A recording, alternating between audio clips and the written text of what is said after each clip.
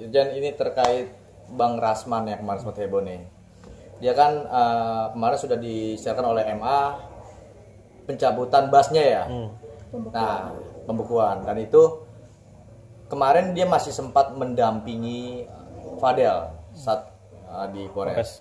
Dan saya mau pertanyakan, jika basnya udah dicabut, apakah masih layak mendampingi kliennya? Baik, terima kasih. Assalamualaikum warahmatullahi wabarakatuh. Selamat malam dan salam sejahtera untuk kita semua. Jadi begini ya, untuk melihat posisi kasus yang ada sekarang dengan peristiwa di Pengadilan Jakarta Utara yang berakibat berdampak dibekukannya bas daripada Rasman Nasution maupun Firdaus, baik itu di Ambon maupun di Banten. Kalau merujuk kepada apa yang dia lakukan di Polres Jakarta Selatan, melakukan pendampingan, saya itu nggak ada masalah ya. Dia kan melakukan pendampingan, siapa saja bisa mendampingi, ya, mengguiden daripada seseorang untuk berhadapan dengan penyidik. Sekarang dia yang dicabutkan adalah dibekukan kan basnya oleh pengadilan tinggi. Langsung atau secara tidak langsung berarti dia tidak bisa bersidang, nggak bisa bersidang. Ya, nanti tinggal kita lihat saja ya, apapun yang disampaikan nanti di Polres Jakarta Selatan itu bukan merupakan muatan hukum lagi yang akan dibawa ke pengadilan, karena dia tidak punya kapasitas lagi nanti berbicara di pengadilan. Jadi nggak ada nanti bahwa ini kuasa hukumnya dari Rasman Nasution di Polres Jakarta Selatan. Nanti kan akan ditanyakan nanti siapa yang mendampingi itu, kira-kira gitu. Jadi, tapi kalau untuk mendampingi daripada Fadel itu sah-sah saja, siapa aja bisa mendampingi kok, memberikan penguatan hukum untuk memberikan penjelasan kepada penyidik, karena kebetulan selama ini kan dia mendampingi terus. Sah-sah saja, nggak ada masalah kok, gitu ya. Oke, tapi kalau misalkan kemarin kan informasi yang di MA itu kan udah pembekuan ya, tapi masih bisa dikatakan sebagai pengacara nggak sih? Nah, statusnya sebagai pengacara itu kan masih diberikan peringatan keras oleh Pradi Bersatu kalau nggak salah ya. Nah, dia kan kartu advokatnya kan belum dicabut sama Pradi Bersatu. Tapi status kepengacaraannya dia tidak bisa beracara lagi. Kalau namanya tidak bisa beracara berarti kan di pengadilan. Ya percuma aja kita mendampingi orang juga kalau seandainya tidak bermuara ke pengadilan, sama juga bohong gitu loh. Nah, sebenarnya kalau mau menjawab itu bahwa jadi ambivalen ya, dia mendampingi tapi tidak bisa lanjut ke titik akhir. Pada saat nanti bersidang dia pasti dikeluarkan, pasti ya. Firdaus dan Rasman pasti akan dikeluarkan dari pengadilan dan tidak boleh ikut bersidang, kira-kira gitu. Jadi kalau kita melihat posisi ini ya, dari Pradi Bersatu juga memberikan penguatan kepada Rasman ya kasihan sih sebenarnya, tapi ya sangat saya sayangkan juga. Saya sejak dia tuh teriak di pengadilan saya sudah kecewa juga ya. Kenapa saya kecewa? Nggak perlu, itu kan merusak suasana yang ada di pengadilan, akhirnya tidak bisa berjalan dengan efektif gitu. Nah ditambah lagi ya, saya sangat sesalkan sekali ngapain harus teriak-teriak ke Mahkamah Agung ya. Jadi kontraproduktif, justru membuat jadi institusi yang punya kewenangan jadi ngambil langkah yang sigap, kemudian ke DPR ngapain gitu loh. Jadi nggak ada gunanya, lebih bagus apa yang sudah kita lakukan ini ternyata akhirnya kan minta maaf juga.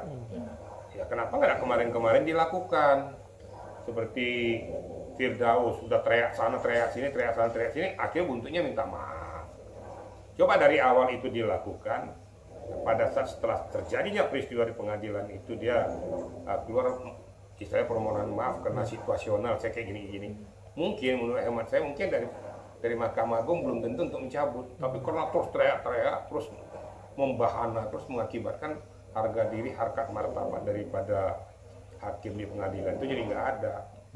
Nah, sebagai pemegang kekuatan dan kekuatan tertinggi, Mahkamah Agung ngambil sikap untuk memerintahkan kepada pengadilan tinggi di mana dia dibas. Jadi kalau berbicara dengan bas, itu sah ya kalau jadi tidak ada hubungannya. Jadi jangan salah-salah ini juga ya. Jadi nggak ada hubungannya dengan organisasinya. Karena bas itu adalah personal yang bersangkutan yang dilakukan oleh pengadilan tinggi. Makanya di belakang itu kan ada kopnya itu adalah pengadilan tinggi, di mana dia dibas.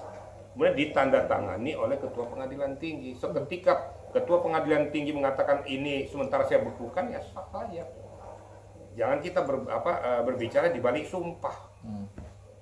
Namanya sumpah berhadapan pada yang maha kuasa bukan berarti kita tidak bisa diapa-apa dan hanya bertanggung jawab pada Tuhan. Enggak. Saya juga dulu disumpah pada saat jadi Kapolda, saya disumpah. Tapi kan diganti juga. Maksudnya itu yang disumpah itu bahwa kita harus melakukan langkah tindakan sesuai dengan etika prosedur hukum. Harus taat hukum, jujur, jangan sampai menggiring daripada klien kita ke arah yang tidak baik. Kemudian tetap sportif, tetap menjunjung tinggi hukum, patuh pada hukum. Itu kita disumpah. Ya, jangan kita jadi berbelok daripada ilmu pengetahuan yang kita miliki untuk mendampingi klien. Jadi jangan sampai kita itu pengacara itu jadi merusak acara gitu loh. Ya, pengacara itu betul-betul firm. Maka saya katakan berkali-kali, seorang pengacara tidak kebal hukum. Satu. Yang kedua, posisi dan status pengacara adalah membela hak klien, bukan perbuatan klien. Bisa luruskan dulu gitu ya. Jadi biar kita sama-sama tahu gitu loh. Jadi jangan kita merasa pengacara suka-suka kita, jangan juga. Enggak ada yang kebal hukum. Seluruh penegak hukum, baik polisi, jaksa, hakim, pengacara, enggak ada yang kebal hukum. Dan sudah banyak contoh, korban kan masuk penjara juga kan, berarti enggak ada yang kebal hukum. Nah, gitu. Cuma saya menyoroti tentang masalah, ini perlu dikaji juga ya. Nah, perlu dilakukan pendalaman status daripada Rasman pada saat bersidang. Ini harus kita bisa pisahkan. Memang dia seorang pengacara, tapi statusnya dia pada saat bersidang kan sebagai terdakwa, bukan sebagai seorang pengacara, sebagai terdakwa loh. Bisa dipisahkan dengan Firdaus, dia sebagai kuasa hukumnya, dengan kelompoknya, gitu loh. Nah, ini perlu kiranya pendalaman apa yang dipetik daripada Rasman, basnya dicabut pada saat itu dia sebagai terdakwa, tidak berkapasitas sebagai pengacara.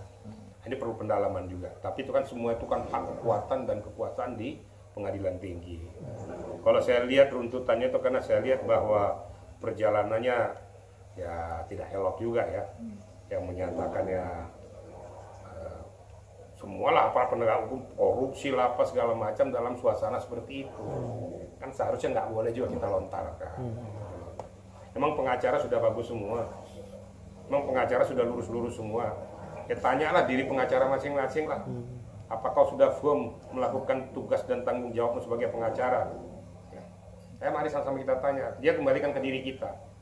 Jangan kita menuding-nuding orang, tapi kita sendiri belum tentu benar juga. Semua para penegak hukum itu tidak kebal hukum dan tidak juga dikatakan lurus-lurus banget gitu loh. Sadar dirilah kita ini. Jangan kita menohok orang, kita sendiri nggak benar. Tapi saya berharap mudah-mudahan ada kelembutan hati daripada Mahkamah Agung itu melihat situasi itu. Dengan Rasman sudah melakukan permohonan minta maafnya, siapa tahu pintu terbuka dan lain sebagainya. Bagaimanapun kan itu juga pendaringan dia, ya. Dari sana dia mencari kehidupan. Ya, kita berharap semua itu bisa berjalan dengan baik. Kemudian Rasman, Firdaus dan yang lain-lain yang merasa kalau berhadapan dengan publik itu kencang-kencang, cuap-cuap nggak jelas itu, nah, itu tolong dirubah lah. Karena pada saat kita berbicara itu akan kelihatan kadar ilmu kita. Ya. Apa lebih besar ilmu atau okol? Orang kan akan menilai nanti di situ. Itu kira-kira yang dapat saya sampaikan. Mudah-mudahan saya juga berharap kita sama-sama pengacara jangan saling menjatuhkan lah. Ya.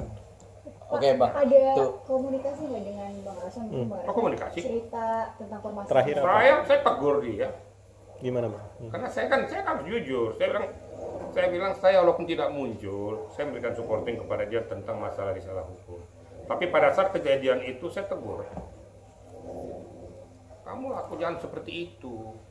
Jadi permohonan maaf tuh kamu lembut, tenang menghadapi orang itu. Nanti akibatnya sudah banyak orang nggak suka sama kamu, boleh tindakanmu itu semakin banyak yang nggak suka. Sudahlah, rubah pribadimu, gitu loh. Supaya betul-betul jadi kau seorang lores yang benar, gitu loh. Nah, tapi saya harapkan juga kepada kita teman-teman semua, ya, udahlah kita nggak bersih-bersih semua lah, nggak usah saling menjatuhkan sama pengacara, ya. Kalau bisa diberikan supporting, suntikan kepada teman-teman kita yang kebetulan lalai ataupun sedikit menyimpang. Berikan penguatan, berikan dorongan, jangan malah dijatuhkan, jangan malah dihancurkan. Ini juga nggak elok juga. Kembalikan pada saat kalau kamu menghadapi permasalahan itu bagaimana kira-kira. Marilah sama-sama kita berpikir. Kita semuanya itu insan yang tidak juga sempurna semua. Ya. Oke Bang, ada permintaan dari Bang Rasman untuk Bapak mendampingi secara hukum nggak? Saya kan sudah ngomong, saya tidak akan muncul. Kan dari awal, dari dulu saya udah ngomong, ya. Tapi tertulis dalam kuasa. Ada tertulis di situ, ya. Gak elok juga kalau saya nanya pada situasi kayak gini, ya. Terus katakan saya juga mundur, nggak elok juga, karena tidak istilahnya tidak ada istilahnya kalau saya katakan nggak ada dasar saya untuk mengatakan itu. Justru pada situasi kayak gini kita berikan dorongan kepada dia. Tentu dorongan untuk membangkitkan semangatnya dan dorongan juga untuk dia merubah sikap-sikapnya. Itu loh. Saya tidak setuju dengan sikap dia. Saya nggak suka dengan langkah-langkah dia meledak-ledak itu. Nah, justru orang jadi bukannya suka, jadi antipati bukan simpati. Tapi jangan dong kita meninggalkan gelanggang, itu nggak benar juga. Secara sportif, kita dorong orang yang lagi kejebur, jangan kita ceburin, kita tinggalin. Itu kita nggak kesatria namanya. Itu kira-kira. Ya? Nah Bang, tadi kan berarti posisi Bang Rasman kan pada saat itu kan sebagai terdakwa ya, dan akhirnya menyusul dengan laporannya PN ke Barreskrim. Nah, menurut pandangan Abang sepakat nggak sih, masih itu kan posisinya kan terdakwa, tapi akhirnya basnya dicabut. Gimana tanggapan Abang? Maka saya sudah bilang, posisi dia pada saat itu sebagai terdakwa, kan gitu. Memang dia sebagai seorang pengacara. Saya sayangkan pada saat itu meledak-ledak, menyamber macam-macam. Kenapa pula dia muncul di Mahkamah Agung dengan menggunakan toga itu juga. Tapi hak prerogatif, hak kewenangan daripada Mahkamah Agung itu tidak bisa diganggu-gugat. Mau dipertunkan silakan saja, tapi logo Pengadilan Tinggi sudah menyampaikan bahwa kamu tidak layak untuk ikut bersidang saat sekarang ini dibekukan. Itu hak pengadilan. Nah, kalau saya nggak bisa, saya disumpah oleh ini, saya bisa bersidang. Loh, yang disidang kan di pengadilan. Kan BAS itu kan yang tanda tangan siapa? Emang organisasi yang tanda tangan di BAS-nya? Kan enggak. Yang tanda tangan ini kan pengadilan tinggi, ketua pengadilan.